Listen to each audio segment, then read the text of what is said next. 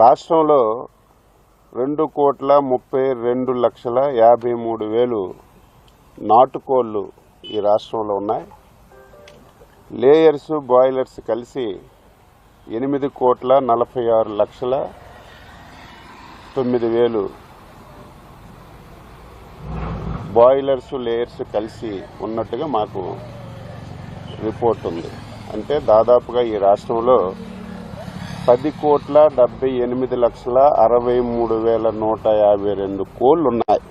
మనకి రాష్ట్ర ప్రభుత్వం ఉన్న దగ్గర సమాచారం ప్రకారం ఈ మధ్యకాలంలో ఏలూరు జిల్లా బాదంపూడిలో 2.2 లక్షల కోళ్లు చనిపోయినట్టుగా మాకు సమాచారం వచ్చింది. అదేవిధంగా వెస్ట్ గోదావరి జిల్లా వేల్పూర్లో 2.5 లక్షల కోళ్లు చనిపోయినట్టుగా సమాచారం వచ్చింది. ఎన్టీఆర్ జిల్లా గంపలగూడెంలో ఒక 7,000 కోళ్లు చనిపోయినట్టుగా సమాచారం వచ్చింది. వెస్ట్ గోదావరి జిల్లా కానూరులో 65,000 కోళ్లు చనిపోయినట్టుగా మాకు సమాచారం వచ్చింది. వెంటనే రాష్ట్ర ప్రభుత్వం అలర్ట్ అయి అధికార యంత్రాంగానికి పంపించి అక్కడ ఏవైతే చనిపోయే బర్డ్స్ అన్నీ కూడా అత్యంత ఆధునికమైనటువంటి ల్యాబ్ భోపాల్లో ఉంటే అక్కడ పంపించాం. అసలు ఏ కారణంతో చనిపోతున్నాయి, ఏ వ్యాధితో చనిపోతున్నాయని పంపించిన తర్వాత నిన్న రిపోర్ట్ కూడా వచ్చింది. అవి బర్డ్ ఫ్లూతో కూడా చనిపోయాయని చెప్పి రిపోర్ట్ వచ్చింది. వెంటనే డిపార్ట్మెంట్కి అలర్ట్ చేసి మళ్ళీ ఈ పౌల్ట్రీల్లో ఇంకేమైనా మిగిలిన్నాయా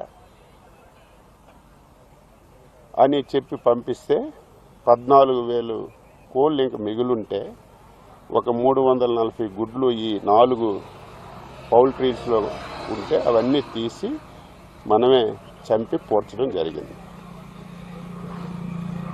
ఈరోజు రాష్ట్రంలో 10 కోట్ల చిల్లర కోళ్ళుంటే దాదాపుగా 5,42,000 కోట్లకి ఈ ఫ్లూ వచ్చి చనిపోయినట్టుగా మనకి రిపోర్ట్ వచ్చింది.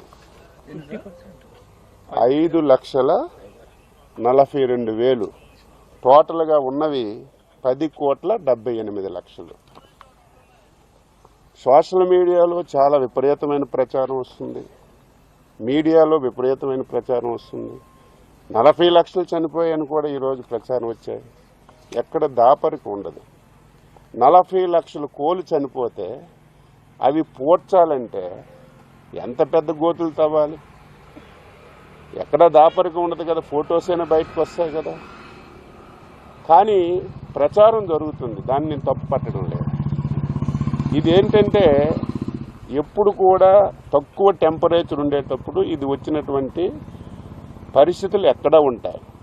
అయితే రాష్ట్ర ప్రభుత్వం ముందుగా మేల్కొని దీన్ని మనం ల్యాబ్కు పంపించాం. ఏవైతే ఈ పౌల్ట్రీస్లో వచ్చాయో ఆ పౌల్ట్రీస్ అన్నీ రెడ్ జోన్లోకి తీసుకొచ్చాం. ఆ పౌల్ట్రీస్కి దగ్గరున్నటువంటి 10 కిలోమీటర్లో షాపులన్నీ కూడా క్లోజ్ చేయించాం. మిగతా దగ్గర ఎక్కడ కూడా ఈరోజు కొన్ని దగ్గరలో అయితే ఇంకా ప్యానిక్ అయి 10-15 రోజులు కోళ్ళు తినొద్దు, గుడ్లు తినొద్దని టామ్ వేయించేస్తున్నారు. రాష్ట్ర ప్రభుత్వం తరఫున స్పష్టంగా హామీ ఇస్తున్నాం, దీని నుంచి ఆందోళన చెందవలసిన అవసరం లేదు. ఇది పూర్తిగా తగ్గుముఖం పట్టింది. దానికి కారణం ఏమిటంటే టెంపరేచర్ ఎంత ఎక్కువగా పెరిగితే అంత వేగంగా ఈ వ్యాధి తగ్గుముఖం పడుతుంది. ఈ మధ్యకాలంలో మీరు చూశారు, టెంపరేచర్ కూడా విపరీతంగా పెరిగింది. ఇదేదో డైరెక్ట్గా కోడి మాంసం తినరు, డైరెక్ట్గా గుడ్లు తినరు. ఇది ఒకవేళ ఎక్కడైనా చిన్నది ఉంటే 70 డిగ్రీల సెంటీగ్రేడ్ వరకు ఈ వ్యాధి బతుకుంటుంది. 70 డిగ్రీలు దాటిన తర్వాత ఇది ఆటోమేటిక్ చనిపోతుంది.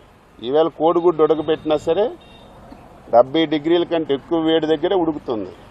ఈవేళ కోడి మాంసం ఉడికినా 100 డిగ్రీల కంటే ఎక్కువ ఉడుకుతుంది. ఎక్కడ కూడా ఎవరు ఆందోళన చెందవలసిన అవసరం లేదు. ప్రభుత్వం ఇప్పటికే అప్రమత్తమైంది. ఇది కూడా ఎందుకు వచ్చిందని చెప్పి మేము డీటెయిల్గా దీని మీద ఎంక్వైరీ చేస్తే ఈ పౌల్ట్రీ వాళ్ళు సరిగా శానిటేషన్ చేయకపోవడం వల్ల, సరైనటువంటి నియమ నిబంధనలు పాటించకపోవడం వల్ల ఈ 4-5 ప్రాంతాల్లోనే వచ్చింది. ఇది బాగా తగ్గుముఖం పట్టింది. అయితే సోషల్ మీడియాలో విపరీతం రావడం వల్ల చాలామంది ఆందోళన చెందుతున్నారు. ఎవరూ ఆందోళన చెందవలసిన అవసరం లేదు. దీనివల్ల ఎటువంటి ఇబ్బంది ఉండదని చెప్పి నేను స్పష్టంగా తెలియజేస్తున్నాను.